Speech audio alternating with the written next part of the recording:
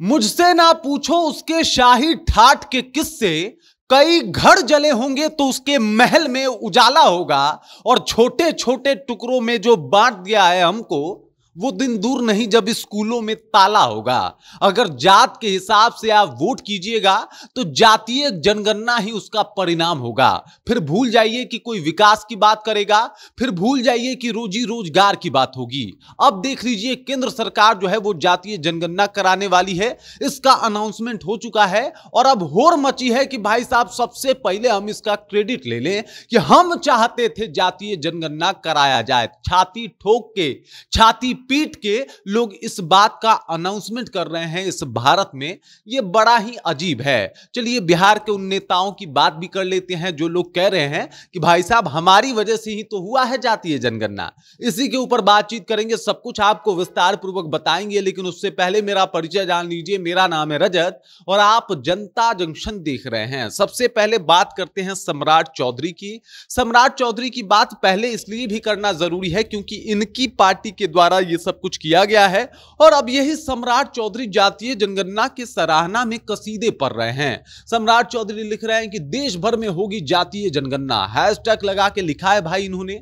उसके बाद लिख रहे हैं कि आदरणीय प्रधानमंत्री नरेंद्र मोदी जी ने ऐतिहासिक फैसला लेते हुए आगामी जनगणना के साथ जातीय जनगणना भी कराने का निर्णय लिया है और इस युगांतिक निर्णय के लिए मैं उनका कोटिशः आभार एवं अभिनंदन करता हूं। हमें विश्वास है कि इस फैसले से जरूरतमंद समाज के आर्थिक सामाजिक पक्ष का सही जानकारी निकल कर आएगा और वंचित तबकों के उत्थान के लिए और अधिक कारगर योजनाएं जो है वो बनेगी। सबसे पहले यहां पे वंचित का मतलब आप समझ जाइए। सम्राट चौधरी कह रहे हैं कि भाई साहब, जातियां वंचित होती हैं, बाकी गरीबी अमीरी जातियों का उससे कोई लेना देना नहीं होता, ये सब कोई जानता है। लेकिन फिर भी जातीय जनगणना ये लोग मास्टर स्ट्रोक बता रहे हैं मोदी जी का। बता रहे हैं कि भाई साहब, मोदी जी ने जो काम किया है युगों युगों तक याद रखा जाएगा।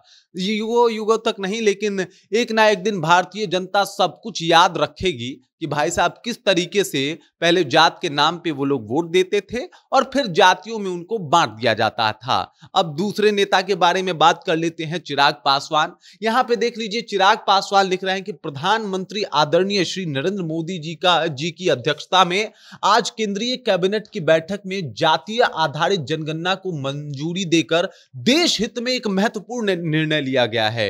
यह देश हित में एक महत्वपूर्ण निर्णय बताया जा रहा है कि भाई साहब, जातिगत जनगणना होगी, उसके हिसाब से आरक्षण होगा, उसके हिसाब से चीजें होंगी, तो ये देश हित में एक फैसला है। उसके बाद कह रहे हैं कि मेरी और मेरी पार्टी की एक लंबे अरसे से मांग रही थी कि देश में जातीय आधारित जनगणना कराई जाए। अब ये कह रहे हैं कि भाई, मैं भी चाहता था कि जातीय जनगणना हो, मतलब मैंने ही तो चाहा है।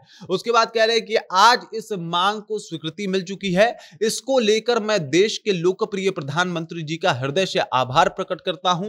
पिछले कुछ वर्षों में जातीय जनगणना को लेकर मेरे और केंद्र सरकार के बीच में कई भ्रांतियां फैलाई गई है। तो कह रहे हैं कि आज जो केंद्र सरकार ने यह कदम लिया है, पहल लिया है, वो एक बड़ा बदलाव लाएगा देश में, समाज में, देश हित में। उसके बाद कह रहे हैं कि जातीय जनगणना से नीतियों को अधिक न्याय संगत और लक्षित बनाने में मदद मिलेगी। इससे वांछित तबकों को सशक्त करने की दिशा में ठोस जानकारी और बाकी जो इनपुट है वो बरामद हो जाएगा इस जातीय जनगणना से। अरे सर, आप अगर ये सबसे पहले आप समझ जाइए, आप लोग के लिए मैं बता रहा हूं कि जाति के नाम पे बांटा गया, फिर जाति के नाम पे वोट लिया गया और फिर जाति के नाम पे उकसाया जाता है और जाति वाले सिर्फ जाति देख के वोट करवाते हैं, वोट करते हैं और फिर इसी हिसाब से सब कुछ जो है वो सेटल किया जाता है। आप सोचिए कि जो कुछ इतना चीज जो है वो हम लोग पिछड़े, इसके ऊपर जो है जाति एक बहुत ही बड़ा फैक्टर है। ये उस वक्त भी बोला था जब बिहार में जाति जनगणना हुई थी और अभी भी मैं ये बात जो है वो रिपीट कर रहा हूं। अब देख लीजिए, यहां पे ये चिराग पासवान ने क्रेडिट लिया। यहां पे आप देख सकते हैं कि भारतीय जनता पार्टी और नरेंद्र मोदी क्रेडिट ले रही है। अब नीतीश कुमार की बारी थी, भाई ये कैसे पीछे हट जाते हैं।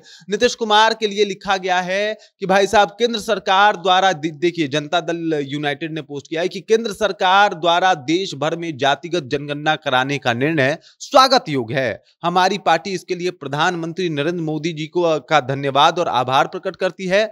हमारे बिहार के नेता माननीय मुख्यमंत्री श्री नीतीश कुमार जी ने हमेशा ये मांग उठाई थी कि जातिगत जनगणना होनी चाहिए। बिहार एकमात्र राज्य है जहां जातिगत सर्वेक्षण कराया गया और उसका डेटा भी प्रकाशित किया गया। नीतीश कुमार के नेतृत्व में बिहार में इस दिशा में ठोस कदम उठाए गए। विपक्ष इस पर टिप्पणियां करता है, लेकिन हमने देखा है कि जहां जहां उनकी सरकार रही वहां उन्होंने सर्वेक्षण कराने के बावजूद उसका डेटा प्रकाशित नहीं किया। जब भी उन्हें सत्ता का अवसर मिला उन्होंने सामाजिक आर्थिक डेटा को सार्वजनिक नहीं किया। इन्होंने कहा कि बताया नहीं कितने जात है, ये तो सब कुछ नीतीश कुमार ने कराया है। भाई साहब 1990 से ही इस बात को उठा रहे हैं और यहां पे अब तेजस्वी यादव की बारी है।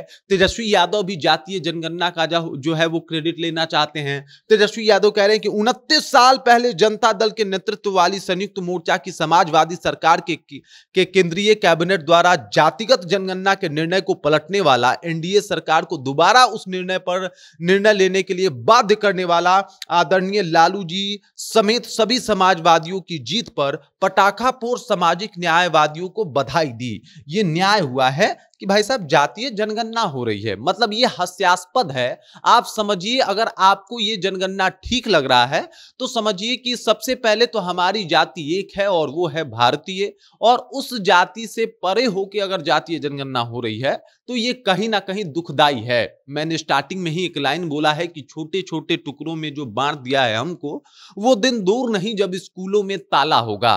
क्रेडिट का होड़ चल रहा है और ये बताया जा रहा है कि भाई साहब जातीय जनगणना हमारी वजह से हो रहा है। सब लोगों को पता है कि जातीय जनगणना के नाम पे जातीय समीकरण बिठा के जातीय रोटी सेकी जाएगी। आपको क्या लगता है कि जातीय जनगणना का एक तरीके से ये करवा के आपका फायदा होने वाला है या किसी पर्टिकुलर जाति का फायदा होने वाला है? तो आप बिल्कुल गलत सोच रहे हैं, बल्कि सिर्फ और सिर्फ कुछ खास लोगों को फायदा होने वाला है जो लोग अपना राजनीतिक एजेंडा चलाते हैं। साफ तौर पे ये बता रहा हूं कि कुछ लोगों का फायदा होने वाला है जो लोग चाहते हैं कि भाई साहब जाति के नाम पे उन्माद फैला के आराम से अपने वोट बैंक की राजनीति की जाए, उनको फायदा होने वाला है।